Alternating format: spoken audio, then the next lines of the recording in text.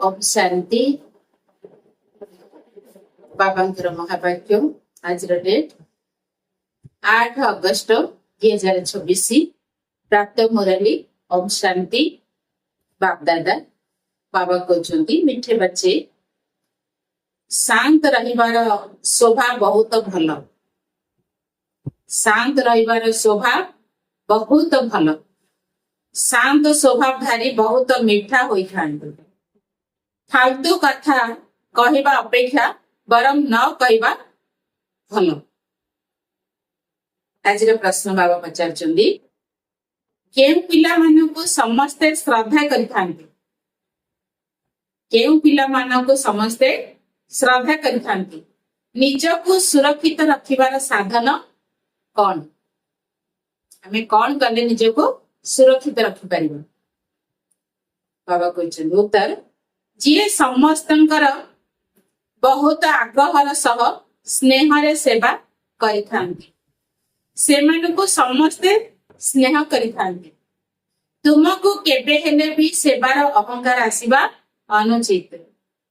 बाबांक द्वारा तुमको जे ज्ञानर कस्तूरी मिलिछि ताहा अन्य मानको देबा उचित।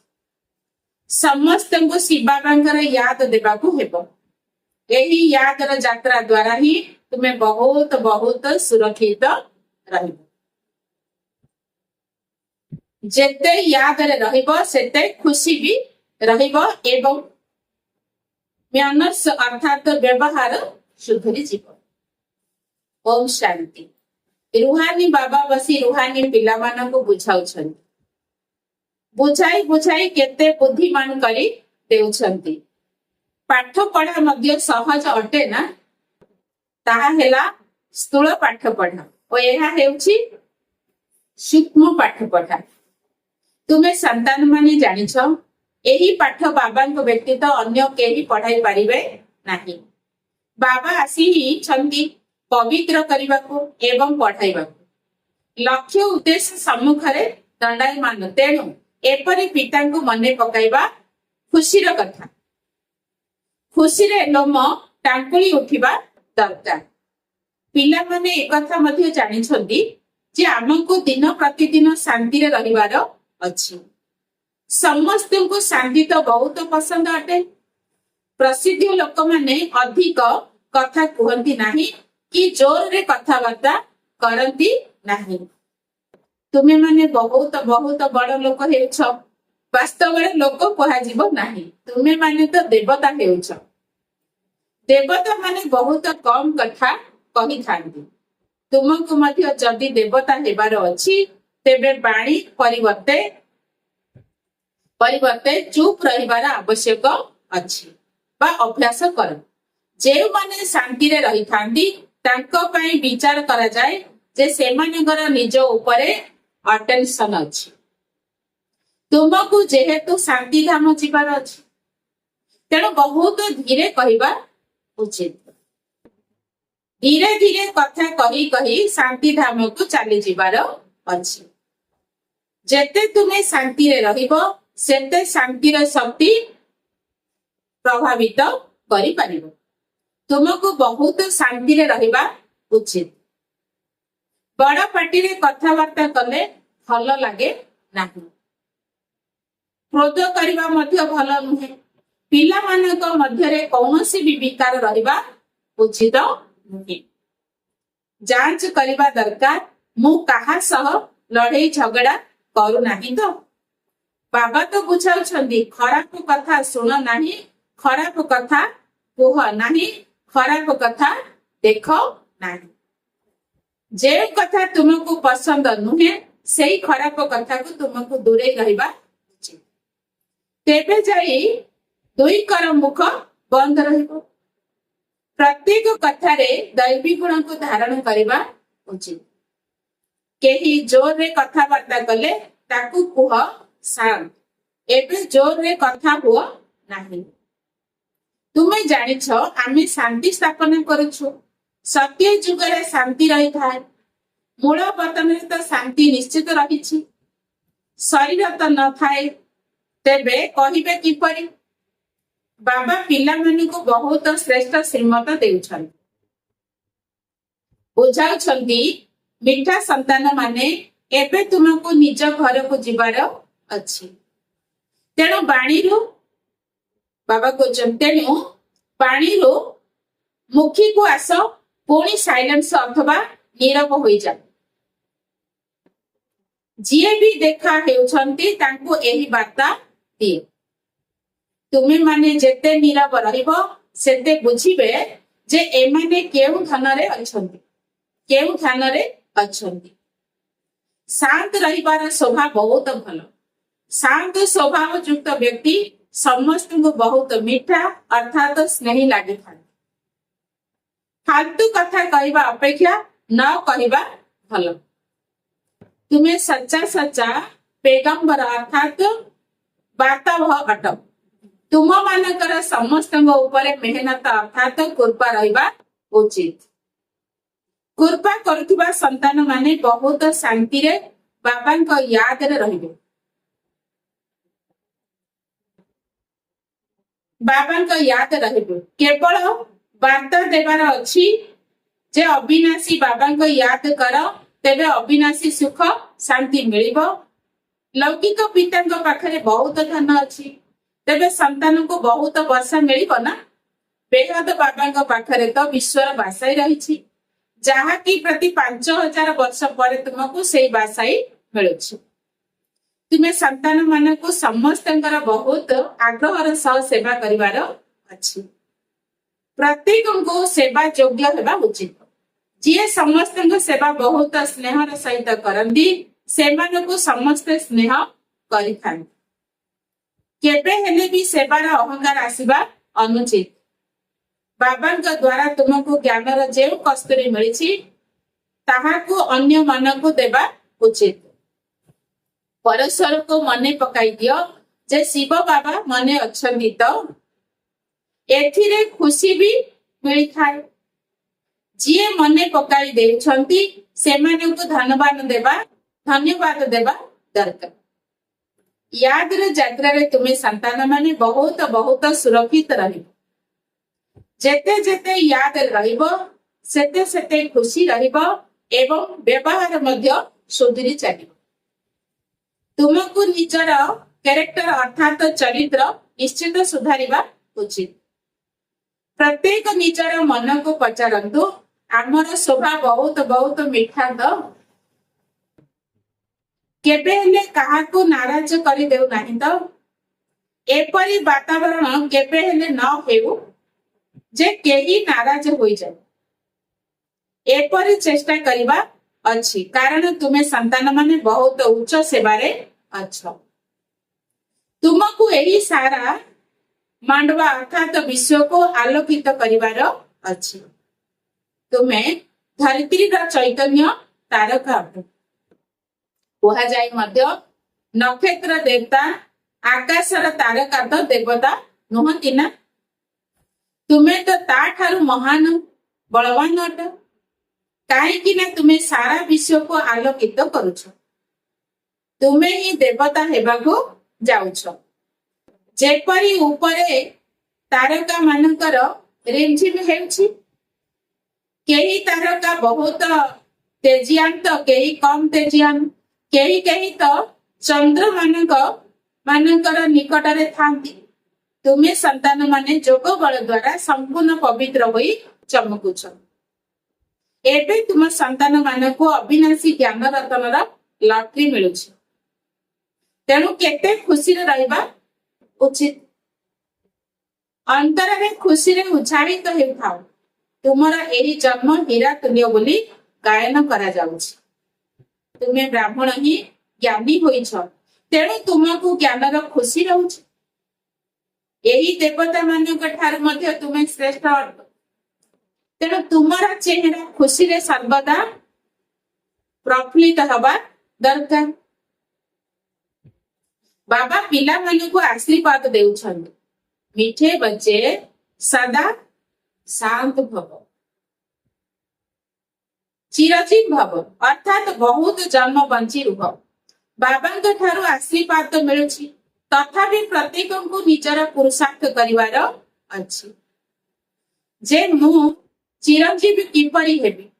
बाबा को याद करी करी तुम्हें कौन हेब चिरजीवी हब बाबा यही आशीर्वाद देउछन ब्राह्मण माने मध्य कहउछंती आयुष्मान भव बाबा भी कहउछंती पिला माने सदा बंची रुह तुमको अधा कल्प पर्यंत केबे काल खाइब नाही सत्य जुगरे तो मरिबार नाम रहिब नाही एठारे मनुष्य तो मरिबा को डरुछंती ना तुम्हें तो मरिबा पाई पुरुषार्थ करुछ तुम्हें जानिछ बाबा को याद करी करी आमे एही शरीर त्याग करी निज शिव बाबा को पाख को चली तापरे स्वर्गवासी हेबो एबे तुम्हें मोस्ट बिलवेड बाबांकर संतान होइछ तुम्हें तुमको भी बाबांक परी बहुत बहुत मीठा बहुत प्यारा हेबार अछि बस नहीं हबार अछि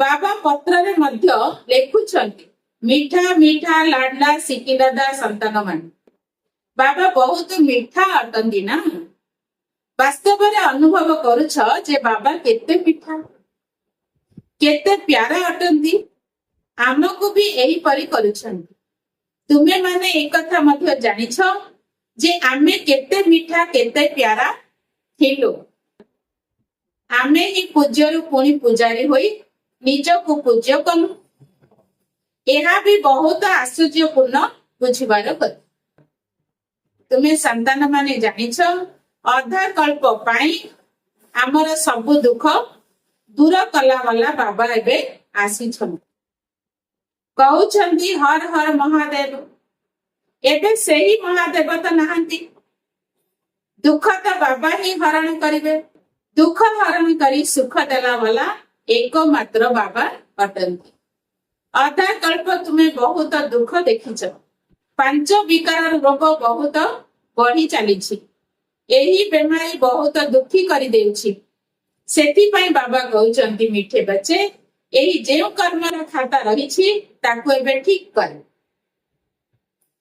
व्यापारी माने मध्य 12 मासर खाता रखी थांती ना बाबा बुझाउछंती पिला माने सारा सृष्टि रे देखो वर्तमान केते आवर्जना रहिछि बाबा कहउचंती सारा सृष्टि रे देखो वर्तमान केते आवर्जना रहिछि एहा हेउछि नरक तेणु बाबा को आसीबा को पड़ुछि नरक को स्वर्ग करिबा पई बाबा बहुत डकीर अर्थात स्नेह रे आसुछंती से जानिछंती मते पिला मानकर सेवा रे आसीबार अछि मो कल्प कल्प तुमे पिला मानक सेवा रे उपस्थित जेते बेले निजे आसुछंती पिला माने बुझुछंती जे बाबा आम मानकर सेवा रे उपस्थित होइछंती एठारे बसी बसी समस्तंकर सेवा होई जाउछि सारा सृष्टि रा कल्याणकारी दाता तो एक अटंती ना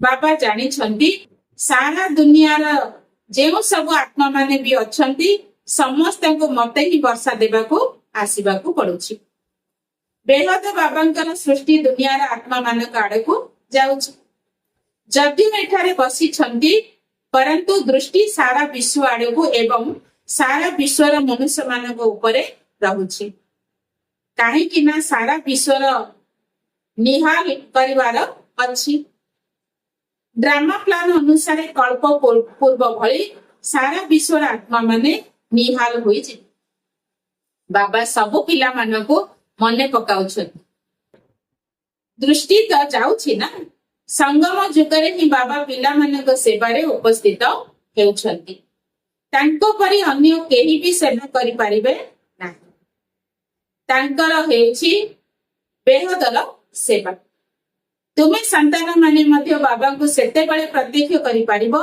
जेते बेले तांको परि सेवा करिबो सेवाधारी को फल मध्य बहुत उच्च मिली थाए पिला मानकर निशा मध्य चढ़ुछि जे आमे श्रीमत आधार रे सारा विश्वर मनुष्य मान को सुख देउछु बाबा कहउछंती मीठे बच्चे ज्ञान रत्न रे निजर झोली मुणा भरपूर कर जेते भरिबार अछि भरिनी निजर समय बर्बाद कर नाही बाबा को याद रे समय सफल कर ଯିଏ ଭଲ ଭାବରେ ଧାରଣା କରନ୍ତି ସେମାନେ ଅନ୍ୟମାନଙ୍କର ସେବା ମଧ୍ୟ ବହୁତ ଭଲ ଭାବରେ କରନ୍ତି।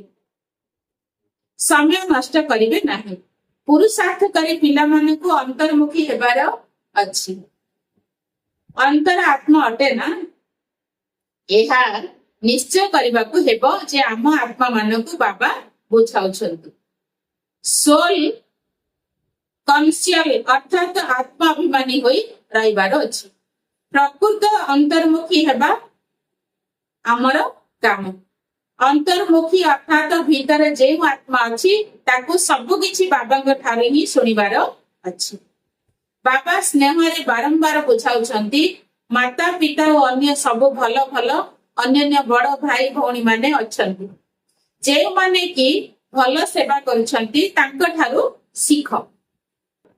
ଅନ୍ତରରେ ଏହା ନିଶ୍ଚୟ କର ଯେ ଆମକୁ ଫାଲତୁରେ ସମୟ ନଷ୍ଟ କରିବାର ନାହିଁ। ଶରୀର ନିଭା ଅର୍ଥ କରିବାର ଅଛି। ନିଜର ରଚନାକୁ ବି ଦେଖିବାର ଅଛି। କେବଳ ମମତ ରଖିବାର ନାହିଁ। ବାବା କହୁଛନ୍ତି ଶରୀରକୁ ବଞ୍ଚିବା ପାଇଁ କର୍ମ କରିବାର ଅଛି, ପିଲା ପରିବାରକୁ ମଧ୍ୟ ଦେଖିବାର ଅଛି, କିନ୍ତୁ କାହା ଉପରେ ମୋହ ରଖିବାର ନାହିଁ। ମମତ୍ୱ ରଖିଲେ କ୍ଷତି ହୋଇଯିବ। ଏକ ବାବାଙ୍କ ଠାରେ ମମତ୍ୱ ରଖ। ତୁମେ ଏଠାରେ ବାବାଙ୍କ ସମ୍ମୁଖରେ ଅଛ, ଆତ୍ମା ଓ ପରମାତ୍ମା ସମ୍ମୁଖରେ ଅଛନ୍ତି। କାହିଁକି ନା ଏଠାରେ ସ୍ୱୟଂ ବାବା ଆତ୍ମା ମାନଙ୍କୁ ପଢାଉଛନ୍ତି, ସେଠାରେ ଆତ୍ମା ମାନେ ଆତ୍ମା ମାନଙ୍କୁ ପଢାଉଛନ୍ତି। ଏହି ସବୁ କଥା ତୁମେ ସନ୍ତାନ ମାନଙ୍କ ମଧ୍ୟରେ ଚିନ୍ତନ ମନ୍ଥନ ହବା ଉଚିତ। ବିଦ୍ୟାର୍ଥୀ ମାନଙ୍କୁ ବୁଦ୍ଧିରେ ସାରା ଦିନ ପାଠ ପଢା ମନେ ରହିଥାଏ। ଯୋଉମାନେ ବାବା କହିଛନ୍ତି ବିଦ୍ୟାର୍ଥୀ ମାନଙ୍କ ବୁଦ୍ଧିରେ ସାରା ଦିନ ପାଠ ପଢା ମନେ ରହିଥାଏ। ତୁମର ବୁଦ୍ଧିରେ ବି ସାରା ପାଠ ରହିବା ଉଚିତ। ଏହା ଆତ୍ମିକ ପାଠ ପଢା ଅଟେ। ଭଲ ବିଦ୍ୟାର୍ଥୀ ସର୍ବଦା ଏକାନ୍ତରେ ଯାଇ ପାଠ ପଢନ୍ତି। ଛାତ୍ର ମାନେ ପରସ୍ପର ସହି ମିଶିଲେ ପାଠ ପଢାର ହିଁ ବାର୍ତ୍ତାଳାପ କରିଥାନ୍ତି। ଏହି ବେହଦର ପାଠ ପଢାରେ ତ ଆହୁରି ଖୁସିରେ ଲାଗିଯିବା ଉଚିତ। ତୁମେ ସନ୍ତାନ ମାନେ ଏବେ ବାବାଙ୍କର ସହଯୋଗୀ ହୋଇଛ। ୟାଦରେ ରହିବା ହିଁ ସହଯୋଗ କରିବା, କାରଣ ୟାଦର ଯାତ୍ରା ଅର୍ଥାତ ଶାନ୍ତିର ଯାତ୍ରା। ସେଥିପାଇଁ କୁହାଯାଉଛି ପ୍ରତ୍ୟେକ ନିଜ ଘରକୁ ସ୍ୱର୍ଗ କରନ୍ତୁ। ପ୍ରତ୍ୟେକଙ୍କ ବୁଦ୍ଧିରେ ଅଲପ ମାନେ ବାବା ଓ ବେ ମାନେ ବର୍ଷା ଅଛି। ବାବା ଅର୍ଥାତ ଅଲପକୁ ୟାଦ କଲେ ବାସାଇ ମିଳିବ, ଆଉ କିଛି କରିବାର ନାହିଁ। କେବଳ ନିଜକୁ ଆତ୍ମା ମନେ କରି ବାବାଙ୍କୁ ୟାଦ କର, ତେବେ ରାଜତ୍ୱ ତୁମର।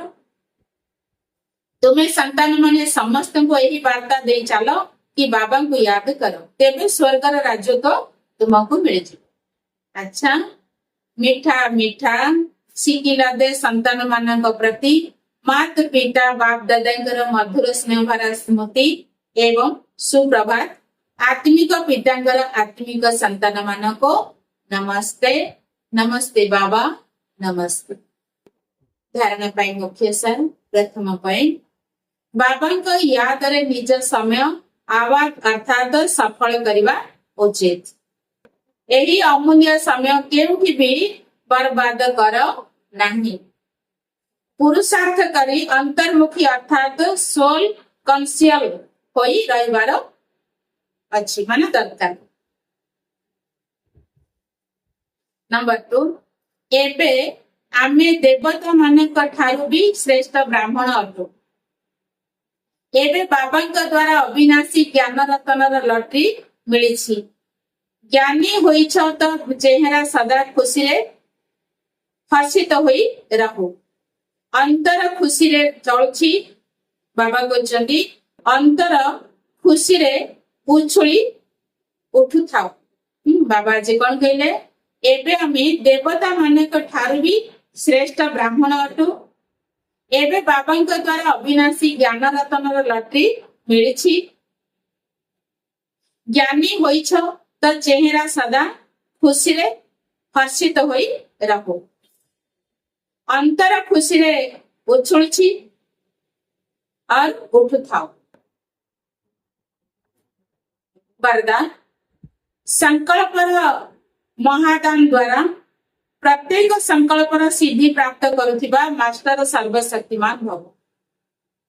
आज वरदान संकल्पर महादान द्वारा प्रत्येक संकल्पर सिद्धि प्राप्त करुथिबा मास्टर सर्वशक्तिमान भव।